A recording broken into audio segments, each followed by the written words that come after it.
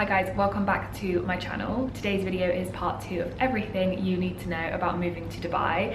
If you haven't already, definitely go and check out part 1 where I talk about everything from getting a visa, getting a job, getting an apartment. It really covers all of the basics of moving out here. There are so many videos out there that talk you through all of the wonderful reasons as to why so many of us come to Dubai, but these videos are not me selling you Dubai. It really is just like practical advice about how you actually live life here and how you go about doing the things that you will need to do. I hope you enjoy this video and let's get into it. Okay, so at the end of the last video, I talked you through step by step of how to actually rent an apartment or a villa out here. And I thought what I should start off with in this video is all of the bills that you will have associated with your apartment. First up there is the rent. You're most likely going to be paying for your rent via a check, and it depends on what you agree and negotiate at the beginning of securing your property, how many times a year you actually pay for your rent. Say if you're paying for your rent twice a year, just like we are saving money every month for 6 months, and then we move that money into a bank account where the money then goes out for the check. You also have to pay for your DWA. So your DWA is your electric and your water, and there is no shopping around. You have to pay your water and your electricity to DWA. There has been quite a lot of properties recently that are being built with gas hobs, so you may potentially have a gas bill as well if you choose to go for an apartment that has gas. You will then have your internet, and there are a couple of different providers. The two biggies are Etisalat and Do. We personally use Do. Of course, everyone here lives with aircon, and that could potentially be a separate bill for you depending on the property that you move into. So we have moved into an apartment where the aircon is actually included, which is great for us because whilst our bills do go up in the summer, and that's due to the systems having to work a lot harder to keep your apartment at the temperature that you want it to be, we are not faced with a huge aircon bill. We are just faced with a bigger electricity bill. So that could be something that goes into your property search. I really do enjoy living in an apartment where the aircon is included. If you ever see the words chiller free or chiller included, that basically means aircon is included in the rent. Of course, there will be other bills, but it's very dependent on you and your situation. So you might also choose to have contents insurance. You may also choose to have a mobile phone contract. We use Virgin Media and we have had the best experience with them. It's a very simple process to get hold of your SIM card. You do everything online and they literally come and deliver your SIM card to you at your front door. You do need to have your Emirates ID though before you can go ahead and take out a year-long contract with Virgin. And also you will save a considerable amount of money if you choose to pay for your contract in a lump sum for the year rather than paying for it monthly. Of course, you'll also have your food bill, which is very, very different to everyone. But in my next video, I will share with you every shop that I choose to buy our groceries from and all the little tips and tricks that I've picked up along the way. And then another really common bill out here is a subscription service. So something like Deliveroo. Honestly, when I lived in the UK, I was not used to buying takeaways and it actually being cheaper than me going to the shop and buying all of these ingredients. And that's because something like a poke bowl, for an example, where there is just so many amazing, good, nutritious foods packed into one bowl, if I went to a shop and bought all of that, it would cost me probably triple the amount. It really isn't uncommon for one of your monthly bills to be a subscription service. All of those bills I mentioned are, I guess, the most common, but it is very situational, and you may have other bills such as health insurance, car insurance, petrol, so many other things. Next up, we are going to talk about opening up a bank account. It really depends on your situation as to how easy it is to open up a bank account. If you are someone who's moved to Dubai, you've got your visa, you've got your Emirates ID, and you've got a job, you should in theory have no problem opening up a bank account, because whoever you decide to bank with will need from you your passport, your Emirates ID, a copy of your visa, and they will also need to see a salary certificate. So this certificate is something that your employer gives to you, which details how much it is that you will be earning. And each bank has their own thresholds. So some banks might expect you to earn a lot of money to be able to bank with them.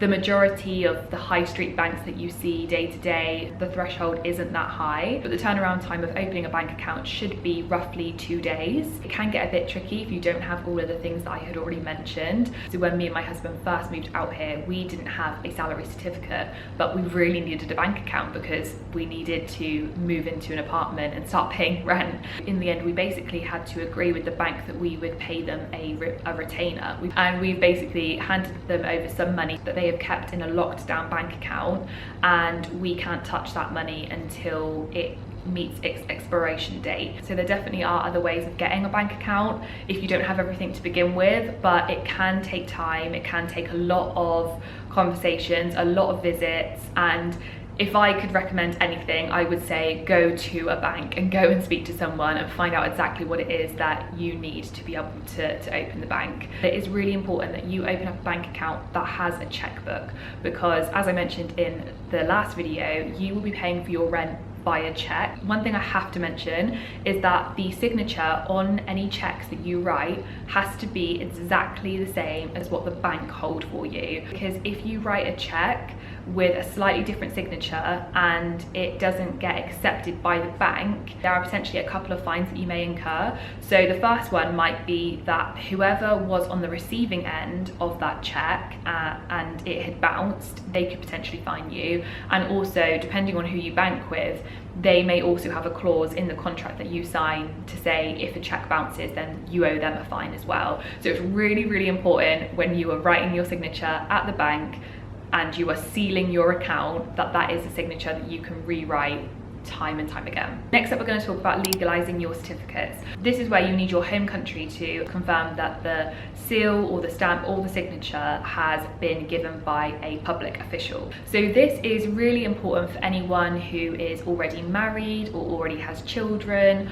or already has a degree. All of these official documents that have been given to you in your home country will only be valid in Dubai if you've had them appropriately legalized. The first thing you need to do is actually send your documents to the Foreign Commonwealth Office. You arrange this online. It costs £30 per document if you're using their standard service, which I think is a turnaround time of 10 to 20 days. It's a really straightforward web form on the government website. You use a drop-down list to select the type of document that you'd like attested. It does talk you through all of the steps that you have to do, but what will happen from there is once you've paid for the documents to be attested, you will then send them in the post to the FCO. They will, I can't remember if they stamp it or if they put an apostle on it, but they will basically put something on each of your certificates to confirm that it is a true document. And once you get it back from the FCO, you then have to send it off to the UAE embassy, and that is in London. It's really important that you send your documents to the FCO before sending it to the UAE embassy, because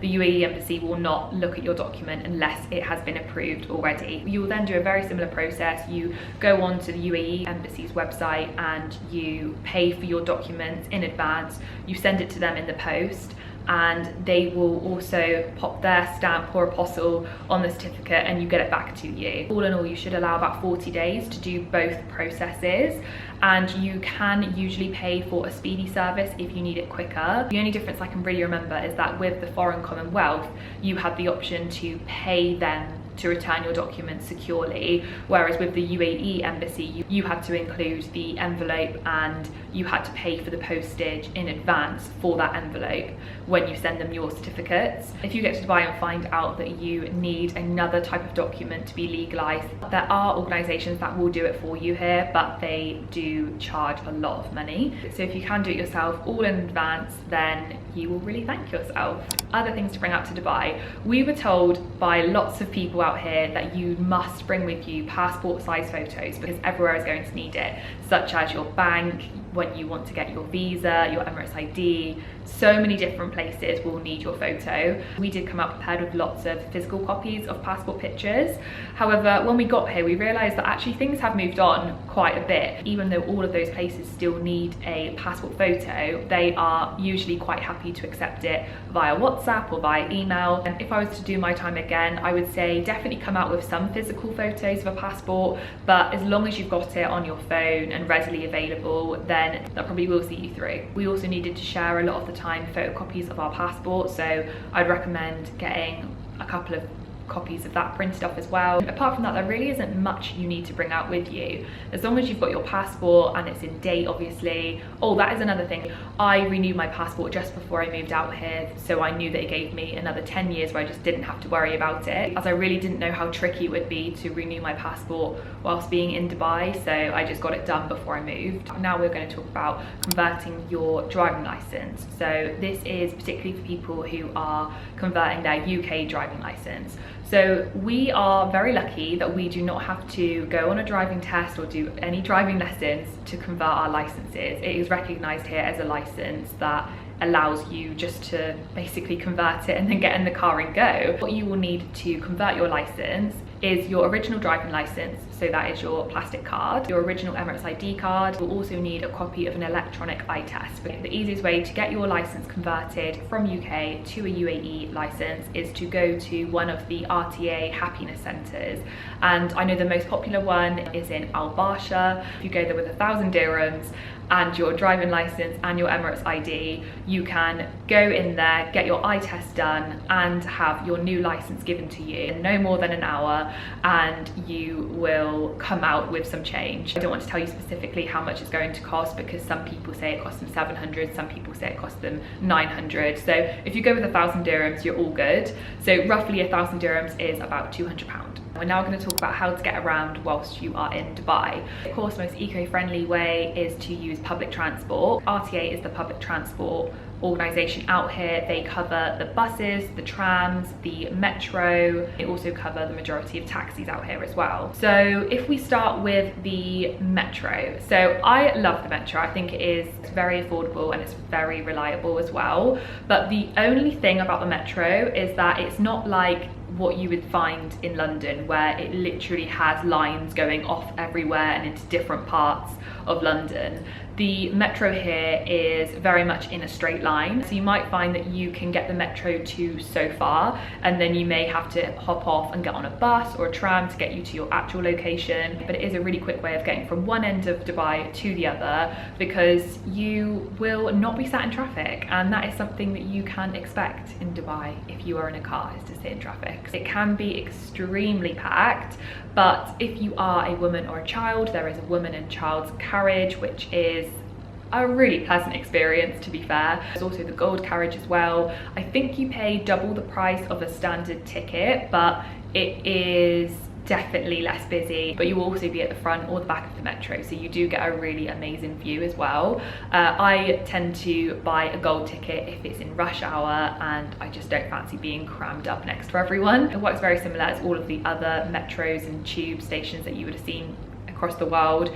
You get your ticket, you swipe it through a machine. You don't need to stamp it or anything, you literally just put it through the machine to let you into the metro station, and then you put it also in the machine to let you out of the metro station. There is something very similar to the London Oyster card here. It's called the Knoll card, and that will save you money in the long run, so definitely consider getting one of those. It's a top-up card, so you can use it across all the different RTA transport. In terms of metro etiquette, it's really good to point out that you should never drink or eat or chew gum whilst you're actually on the metro. You can whilst you're on the platform, but it's quite busy, so it's probably quite tricky too. The next way to get around is obviously the buses. I really have not had much experience of getting on the buses, but I do see the buses, they go regularly, they are very well used, and something that is absolutely fabulous about Dubai is that a lot of the popular bus stops have actually got aircon. So you go into this little tube and it has got aircon. Instead of being stood outside and baking hot heat, you can be in a lovely cool bubble.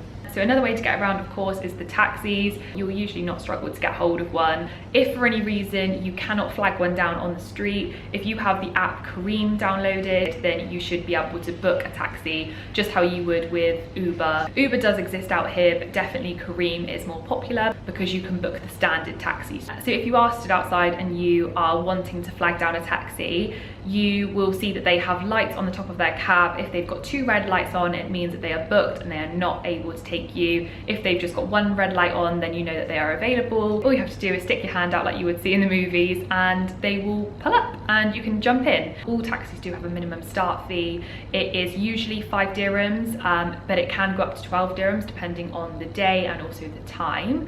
And also it is worth noting that all journeys have to be a minimum of 12 dirhams. So say you get in the taxi and it's at the time and day where it would start off as 5 dirhams, if they drove you literally 1 minute down the road and the meter showed 6 dirhams, when they end it, it would automatically jump up to 12 dirhams.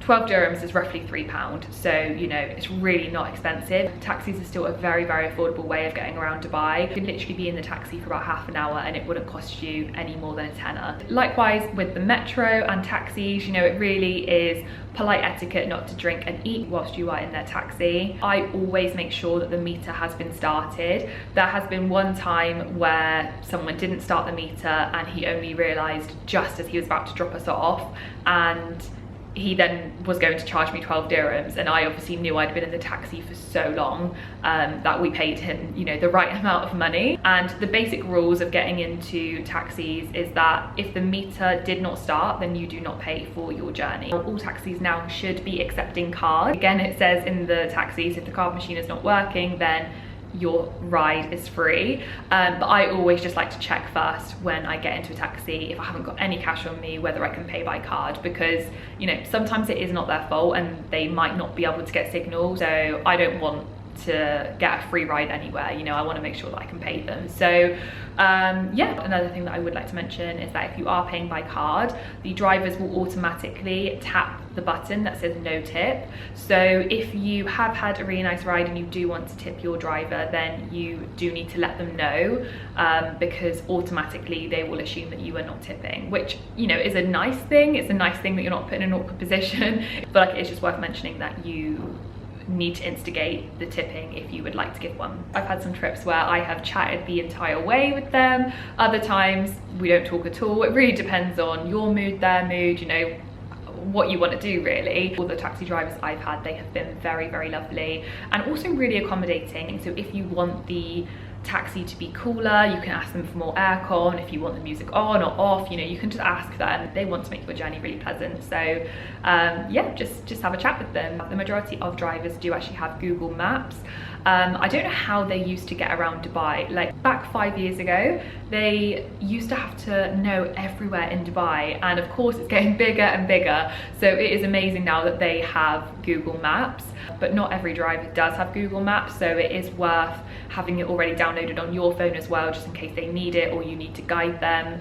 But on the whole, their knowledge of Dubai is absolutely phenomenal. I am always amazed that they can remember all of these buildings and drop you exactly to where you need to be. It is pretty amazing. There are other ways that you can get around. You can also go on your bike, you can hire a bike, usually through Careem as well. So that is the electric bikes that you will see dotted around Dubai. They are really good fun, a really nice cheap way to spend a day with the family. But the most important thing to remember is that with any of those types of transport where you're hiring a piece of kit, you usually have to return that piece of equipment within 45 minutes.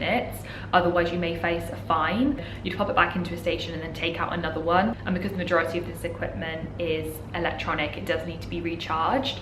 So yeah, that's the same for scooters as well. You'll see the e-scooters dotted around.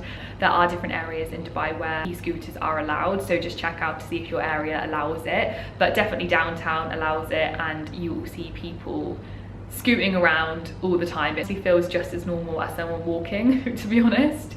And then finally, of course, you can have your own car. So you may look into buying a car, or you may look into long-term leasing a car. I do not have any personal experience of doing that, but a lot of my friends have cars out here, and whilst the roads are maybe a bit terrifying when you first move out here because everything is super fast and everyone drives so close together, a lot of people would not be without driving out here, because like I said, the metro does have limitations, and you know, you might not want to taxi it everywhere. You may have a dog and you want to get to places quite easily. So there are lots of benefits to driving out here. Petrol is completely different in terms of cost in Dubai. The actual process of getting your car filled with petrol is completely convenient. It is like the olden days in the UK where you drive up to the petrol station and someone is already waiting at a pump to fill your car up for you, so you don't even have to get out of your car to fill up your petrol. There is also a company called Cafu, I think it's pronounced, and they will come and fill up your car for you wherever you are.